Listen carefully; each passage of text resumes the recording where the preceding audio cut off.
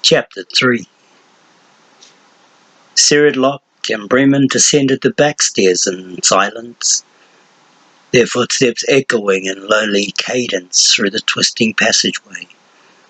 Behind them, the light from the landing and the door leading to the High Druid Athabasca's chambers receded into blackness. Bremen fought to contain the bitterness that welled up within him. He had called Athabasca a fool, but maybe he was the real fool. Kinson had been right. Coming to Paranor had been a waste of time. The Druids were not prepared to listen to their outcast brother. They were not interested in his wild imaginings and his attempts to insinuate himself back into their midst. He could see them turning to one another with amused, sarcastic glances as the High Druid informed them of his request. He could see them shaking their heads in resentment. His arrogance had blinded him to the size of the obstacle that he was required to surmount in order to gain their belief. If he could just speak to them, they would listen, he had thought. But he had not gotten the chance to do even that much. His confidence had undone him. His pride had tricked him. He had miscalculated badly. Still, he counted, trying to salvage something from his failed effort. He had been right to try. At least he did not have to live with the guilt and pain he felt later for having done nothing. Nor could he be certain of the result of his effort. Some good might yet come of his appearance, a small change in events and attitudes that he would not be able to discern until much later. It was wrong to dismiss his effort out of hand. Kinson might have been right about the end result, but neither of them could know that nothing would come of this visit. "I am sorry you were not allowed to speak, Bremen," Cyrid said quietly, glancing over his shoulder.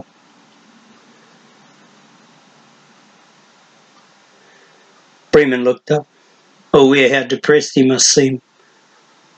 This was no time for self-indulgence. He had lost his chance to speak directly to the council, but there were other tasks to be completed before he was dismissed from the keep forever, and he must see to them. "Cyrid, there'd be time for me to visit Carly Reese before leaving," he asked. "I need only a few moments." They stopped on the stairs and regarded each other, the frail-looking old man and the weathered elf. "You were told to gather what you needed for your journey," Cyrilloc observed. "There was nothing said about what those needs might be. I think a short visit would be in order." Bremen smiled. "I will never forget your efforts on my behalf, Cyrid. Never." The other man gave him a short wave of dismissal. "They were nothing, Bremen. Come." They continued along the stairs to a back passageway that took them through several doors and down another flight of stairs.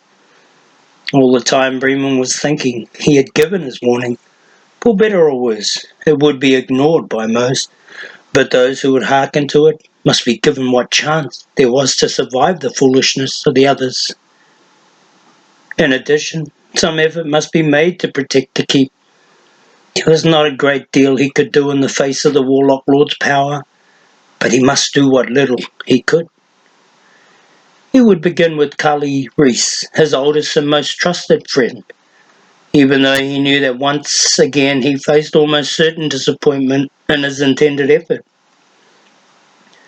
When they reached the doorway that led into the main hall, just a short distance from the libraries where Carly spent his days, Bremen turned again to Cyrid.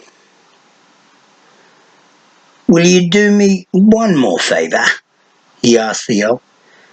"Will you summon Riska and Tay Treffinwood to speak with me? Have them wait in the passageway until I finish my visit with Carly.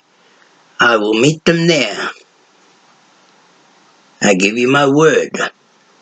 I will go nowhere else and do nothing to violate the terms of my visit. Sirid looked away. Your word is not necessary, Bremen. It never has been. Have your visit with Kali. I'll bring the other two and meet you here. He turned and went back up the stairs into the gloom. Bremen thought how lucky he was to be able to count Sirid among his friends. He remembered Sirid as a young man still learning his craft, but intense and steady even then. Sirid had come from Arbelon and stayed on past his initial appointment, committed to the Druid cause. It was rare for a non-Druid to take such an interest. He wondered if Sirid would do so again, if given the chance to live his life over. He stepped through the door, into the corridor beyond, and turned right. The hall was arched and framed with great wooden beams that gleamed with polish and wax. Tapestries and paintings hung from the castle walls. Pieces of ancient furniture and old armour occupied protected space in small alcoves, lit by slow-burning candles. Age and time were captured within these walls, when nothing changed but the hours of the day and the passing of the seasons. There was a sense of penance to Paranor. The oldest and strongest fortress in the Four Lands, the guardian of its givers of knowledge, the keeper of its most precious artifacts and tomes. What few advancements had been made coming out of the wilderness of the Great Wars had originated here. Now it was all in danger of ending, of forever being lost, and only he seemed aware of it. He reached the library doors, opened them quietly, and stepped inside. The room was small for a library, but it was crammed with books. There were few books to be found since the destruction of the old world, and most of those had been compiled by the Druids in the last 200 years, painstakingly recorded by hand from the memories and observations of the handful of men and women who still remembered. Almost all were stored here, in this room and the next, and Kali Reese was the Druid responsible for their safekeeping. All had value, but none more so than the Druid histories, the books that chronicled the results of the Council's efforts to recover the lost knowledge of science and magic from the centuries before the Great Wars, of its attempts at uncovering the secrets of power that had given the old world the greatest of its advancements, and of its detailing of all possibilities, however remote, concerning devices and formulas, talisman and conjuring, reasoning and deductions that might one day find understanding. The Druid histories, these were the books that mattered most to Bremen. These were the books that he intended to save. Kali Reese was standing on a ladder, arranging a worn and shabby collection of leather-bound tomes. When Bremen entered, he turned and stared. When he saw who was standing there, he was a small, wiry man, hunched slightly with age, but nimble enough to climb still. There was dust on his hands, and the sleeves of his robes were rolled up and tight. His blue eyes blinked and crinkled as a smile lit his face. Quickly he scurried down the ladder and came over. He held out his hands and gripped Bremen's own tightly. "Old friend," he greeted. His narrow face was like a bird's, eyes sharp and bright, nose a hooked beak, mouth a tight line, and a beard small, wispy tuft on his pointed chin. "It is good to see you, Kali," Bremen told him. "I have missed you. Our conversations, our puzzling through of the world's mysteries, our assessments of life, even our poor attempt at jokes, you must remember." "I do, Bremen, I do," the other laughed. "Well, here you are." "For a moment only, I'm afraid. Have you heard?" Kali nodded. The smile slipped from his face. "You came to give warning of the Warlock Lord. Atabaska gave it for you. You asked to speak to the council. Atabaska spoke for you. Took rather a lot on himself, didn't he? But he has reasons. As we both know, in any case, the council voted against you. A few argued quite vigorously on your behalf, Risker. For one, trade Treffenwood. One or two more. He shook his head. I am afraid I remained silent. Because it did no good for you to speak, Bremen said hopefully. Mikali shook his head. No, Bremen, because I am too old and tired for causes. I am comfortable here, among my books, and seek only to be left alone. He blinked and looked Bremen over carefully. Do you believe what you say? About the Warlock Lord? Is he real? Is he the rebel druid Paranor? Bremen nodded. He is what I have told Athabasca, and a great threat to Paranor and the council. He will come here eventually, Kali. When he does, he will destroy everything. Perhaps, Kali acknowledged with a shrug. Perhaps not. Things do not always happen as we expect. You and I were always agreed on that, Bremen. But this time, I'm afraid there is little chance they will happen any other way than I have forecast. The Druids spend too much time within their walls. They cannot see with objectivity what is happening without. It limits their vision. Kali smiled. We have our eyes and ears, and we learn more than you suspect. Our problem is not one of ignorance. It is one of complacency. We are too quick to accept the life we know, and not quick enough to embrace the life we only imagine. We think that events must proceed as we dictate, and that no other voice will ever have meaning but ours. Bremen put his hand on the small man's narrow shoulder. You're always the best reasoned of us all. Would you consider making a short journey with me? You seek to rescue me from what you perceive to be my fate, do you? The other man laughed. Too late for that, Bremen. My fate is tied irrevocably to these walls and the writings of these few books I manage. I am too old and too set in my ways to give up a lifetime's work. This is all I know. I am one of those druids I described, old friend, hidebound and moribund to the last. What happens to Paranor happens also to me. Bremen nodded. He had thought Kali Reese would say as much, but he had needed to ask. I wish you would reconsider. There are other walls to live within and other libraries to tend. Are there? Kali asked, arching one eyebrow. Well, they wait for other hands, I suspect.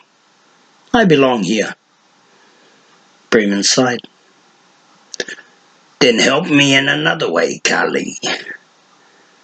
I pray I am wrong in my assessment of the danger. I pray I am mistaken in what I think will occur.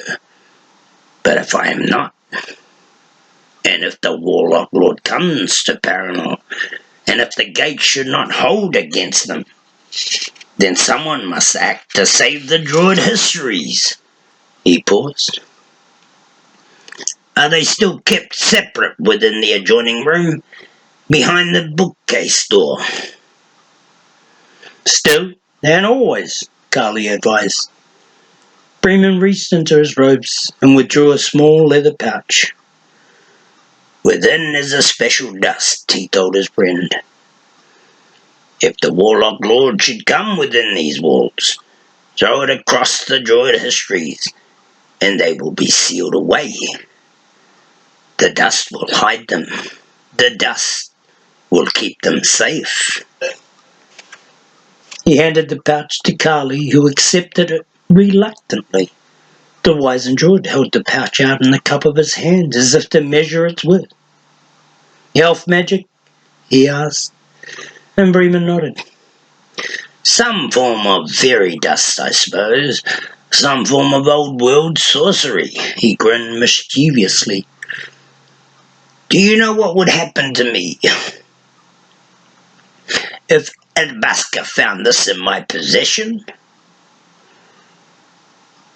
I do, Bremen replied solemnly. But he won't find it, will he? Carly regarded the pouch thoughtfully for a moment, then tucked it into his robe. No, he agreed, he won't. His brow furrowed. But I'm not sure I can promise I will use it. No matter what the cause, I am like Athabasca in this one matter. Bremen, I am opposed to involvement of the magic in the carrying out of my duties. I deplore magic as a means to any end. You know that. I've made it plain enough before, haven't I? You have. And still you ask me to do this? I must.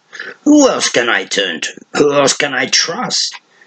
I leave it to your good judgment, Carly. Use the dust only if the circumstances are so dire that the lives of all are threatened and no one will be left to care for the books.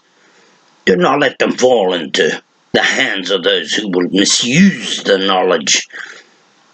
That would be worse than any imagined result of employing magic. Carly regarded him solemnly, then added, It would, indeed. Very well. I will keep the dust with me and use it should the worst come to pass. But only then. They faced each other in the ensuing silence. All the words spoken, nothing left to say. You should reconsider your decision to come with me, Bremen tried a final time. Carly smiled, a brittle twist of his thin mouth. You asked me to come with you once before, when you chose to leave Paranor and pursue your studies of the magic elsewhere. I told you then I would never leave, that this is where I belong. Nothing has changed. Bremen felt a bit of helplessness creep through him, and he smiled quickly to keep it from showing. Then goodbye, Carly Reese, my oldest and greatest friend. Keep well. The small man embraced him, hands gripping the old man's slender frame and holding fast. Goodbye, Bremen. His voice was a whisper. This one time, I hope you are wrong. Bremen nodded wordlessly. Then he turned and went out the library door without looking back. He found himself wishing that the things could be different, knowing that they could not. He moved swiftly down the hallway to the door that opened into the back stairs passageway that had brought him here. He found himself looking at the tapestries and artifacts as if he had never seen them, or perhaps as if he would never see them again. He felt some part of himself slipping away, just as it had when he left Paranor the first time. He didn't like to admit it, but this was still more home to him than any other place. And as it was with all homes, it laid claim to him in ways that could not be judged or measured.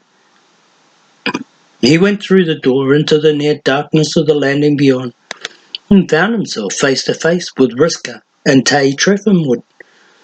Tay came forward immediately and embraced him.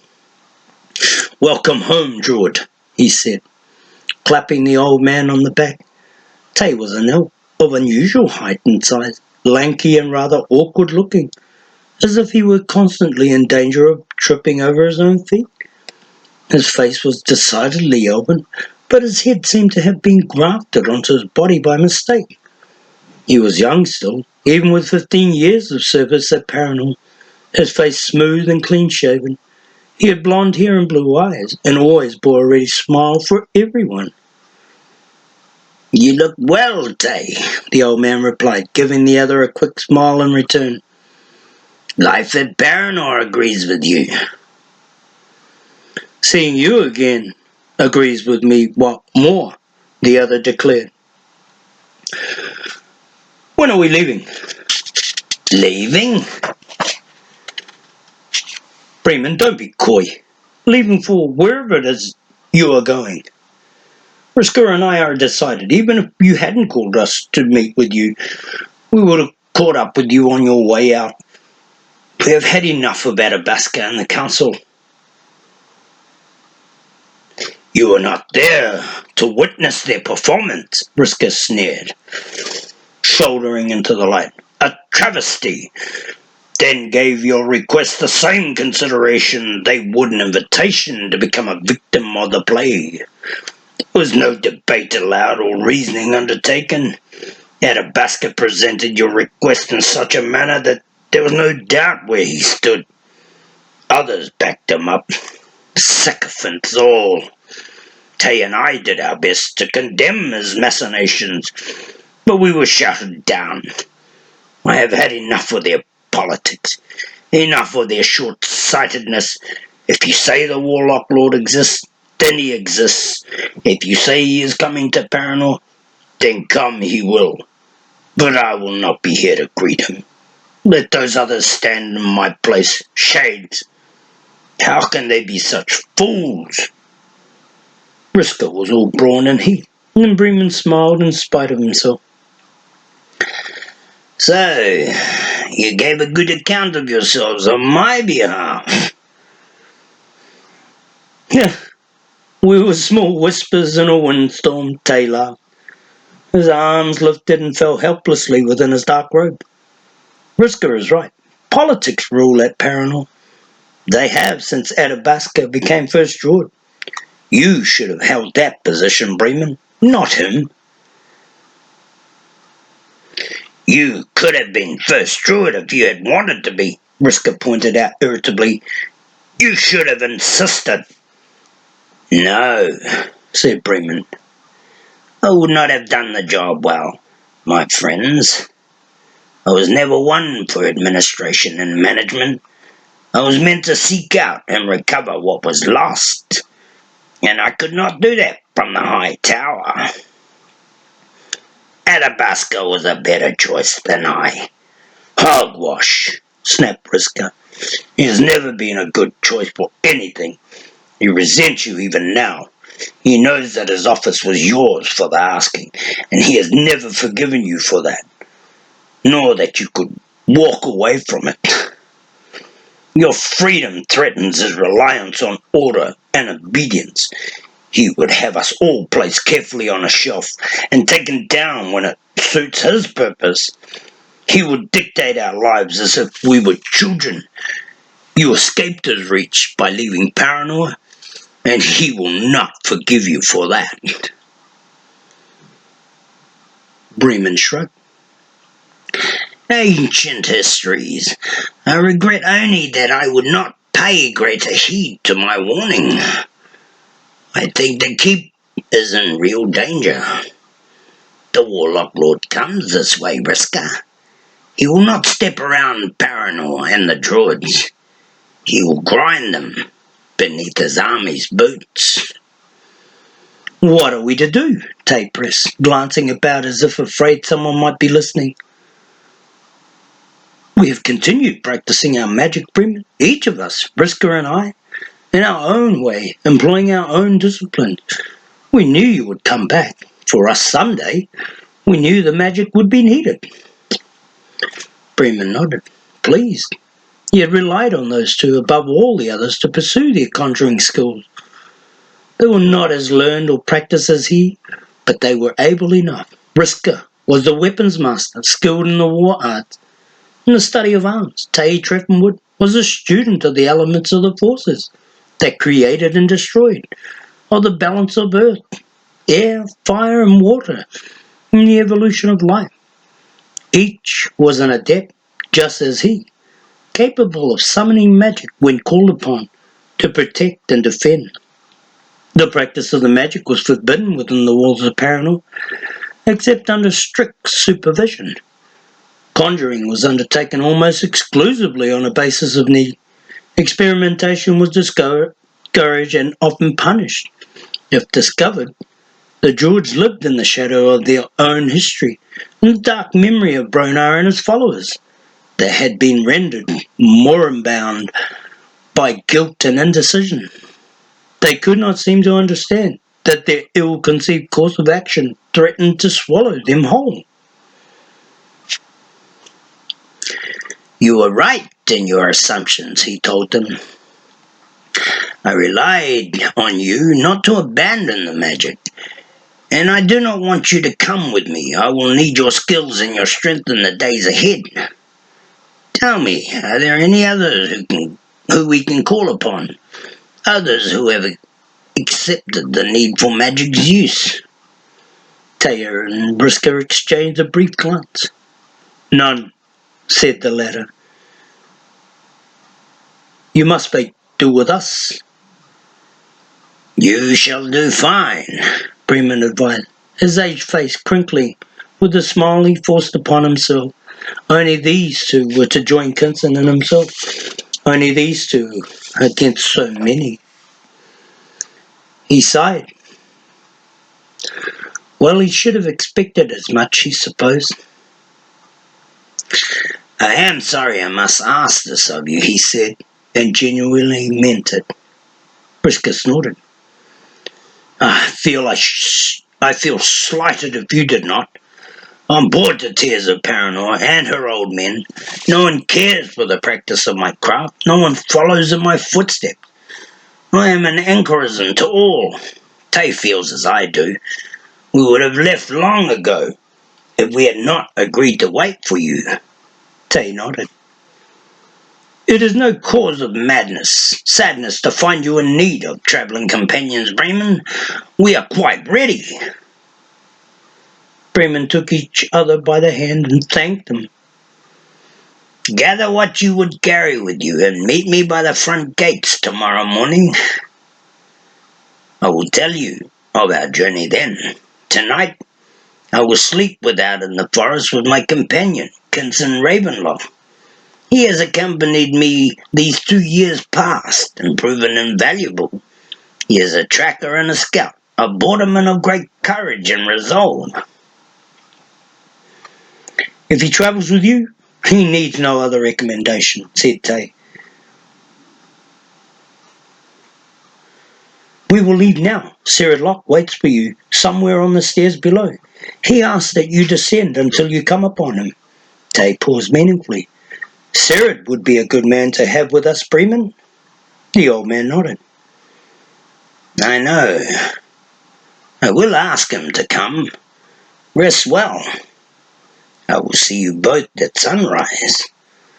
The dwarf and the elk slipped through the passageway door and closed it softly behind them, leaving Bremen alone on the landing. He stood there for a moment, thinking of what he must do next.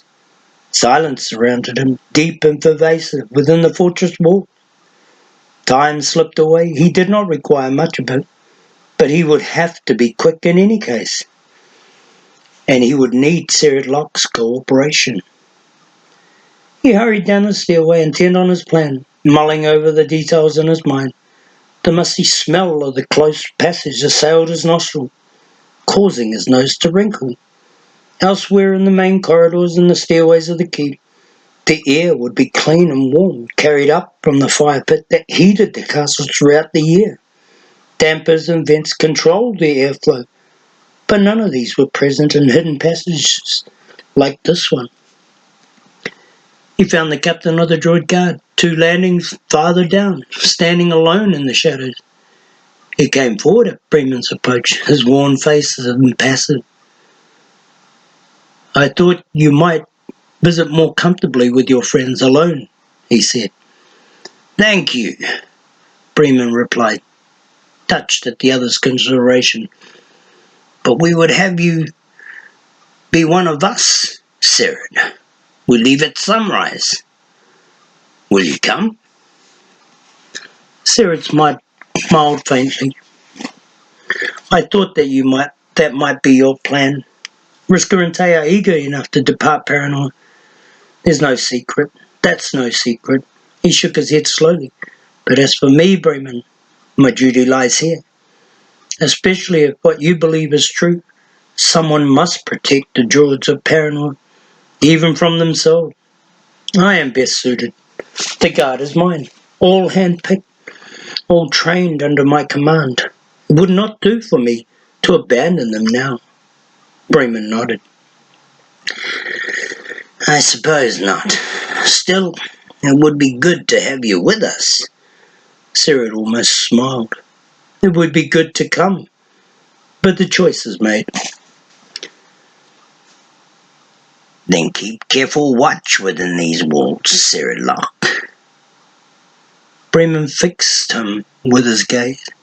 Be certain of the men you lead. Are there trolls among them? Are there any who might betray you?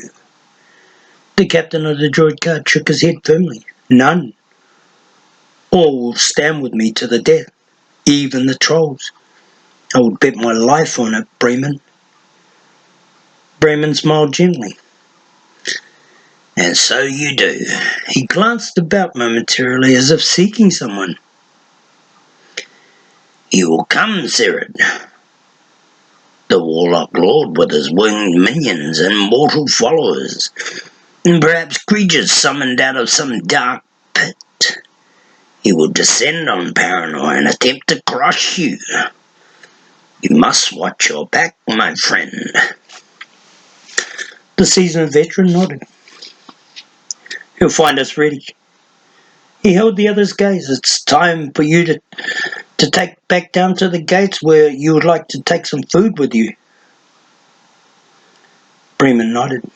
I would. Then he hesitated. I almost forgot.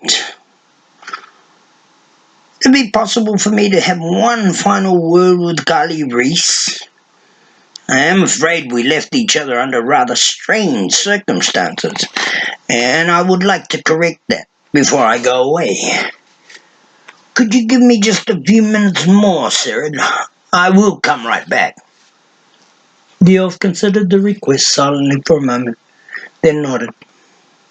Very well. But hurry, please. I have already stretched Atabaska's instructions to their limit. Bremen smiled disarmingly and went back up the stairs once more. He hated lying to Cyril, but there was no reasonable alternative open to him. The captain of the Druid Guard would never have been able to sanction what he was about to do under any circumstances, friend or no. Bremen ascended 2 levels, passed through a doorway into a secondary passage, quickly followed it to its end, then went through yet another door to a second set of stairs, this one more narrow and steep than the first. He went quietly with great care. He could not afford to be discovered now. What he was about to do was forbidden. If he was observed, Atabaska might well cast him into the deepest dungeon and leave him there for all time. At the head of the narrow stairs he stopped before a massive wooden door, secured by locks made fast with chains as thick as his aged wrists. He touched the locks carefully, one after the other, and with small snicks they fell open. He released the chains from their securing rings, pushed at the door, and watched with a mix of relief and trepidation as it swung slowly away. He stepped through then and found himself on a platform, high up within the Druids Keep. Below, the walls fell away into the black pit that was said to be core, all the way to the centre of the earth. No one had ever descended to its bottom and returned. No one had ever been able to cast a light deep enough to see what was down there. The Druid Well, it was called. It was a place into which the discards of time and fate had been cast, of magic and science, of the living and the dead, of mortal and immortal. He had been there since the time of fairy. Like the Hayshorn in the Valley of Shadow, it was one of the few doorways that connected the worlds of life and afterlife. There were tales of how it had been used over the years, and of the terrible things it had swallowed. Bremen had no interest in the tales. What mattered was that he had determined long ago that the pit was a shaft that channeled magic from realms no living soul had ever visited, and within the blackness that cloaked its secrets lay power that no creature would dare to challenge. Standing at its edge, he lifted his arms and began to chant. His voice was soft and steady, his conjuring studied and deliberate. He did not look down, even when he heard the stirrings and the sighs from within the depth. He moved his hands slightly, weaving out the symbols that commanded obedience. He spoke the words without hesitation, for even the slightest waver could bring the spell to an end and doom his efforts. When he was finished, he reached into his robes and withdrew a pinch of greenish powder, which he cast into the void. The powder sparkled with wicked intent as it fluttered on the air currents, seeming to grow in size, to multiply until a few grains had turned into thousands. Momentarily they hung suspended, shining in the near black, and then they winked out and were gone. Bremen stepped back quickly, breathing hard, feeling his courage fail as he leaned against the cold stone of the tower. He had not the strength that he had once had. He had not the resolve. He closed his eyes and waited for the stirrings and the sighs to fade back into silence. Use of the magic required such effort. He wished he were young again. He wished he had a young man's body and determination. But he was old and flailing, and it was pointless to wish for the impossible. He must make do with the body and determination he had. Something scraped on the stone walls below. A rasp of claws, perhaps, or of scales. Climbing to see if the spellcaster was still there. Collecting himself, Bremen stumbled back through the door and pushed it closed. Tightly behind him, his heart still beat wildly, and his face was coated in a sheen of sweat. "Leave this place," a harsh voice whispered from somewhere beyond the door, from far down in the pit. "Leave it now." Hands shaking, Bremen rescued the locks. Resecured the locks and chains, then he scurried back down the narrow stairs and through the empty passageways of the keep to rejoin Sarah Locke.